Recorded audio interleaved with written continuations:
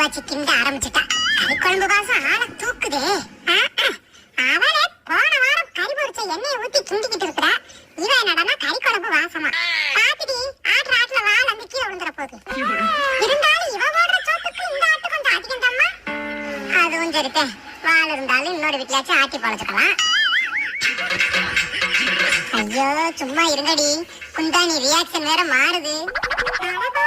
இந்த மடம் இல்லாட்டி சந்த மடம் என்ன நம்ம திங்களாட்டி நேரம் இந்த டவுசர் பண்ணி கொண்டே கொடுப்பா.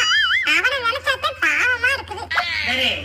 பாவமே ருசியா திங்கட்டுமே நீங்கன்னு சொல்லி மெனக்கட்டு சிக்கன் பொரிச்ச எண்ணெயில பெரட்டு எடுத்து வச்சுக்கிட்டு இருக்கிறேன். என் புருஷனுக்கு கூட இப்படி பக்குவம் பார்த்து கொடுத்தது கிடையாது. உங்களை நான் பார்த்து கவனிக்கிறதுக்கு வாய் நல்லா கிளிய பேசுவீங்க நீங்களாம். நான் சொல்லல நம்ம திங்களாட்டி அதை டவுசர் பண்ணிக்கிட்டேன்னு. என்னோட சிக்கிய வாய் எவ்வளவு நீட்டுச்சு உங்களுக்குலாம்.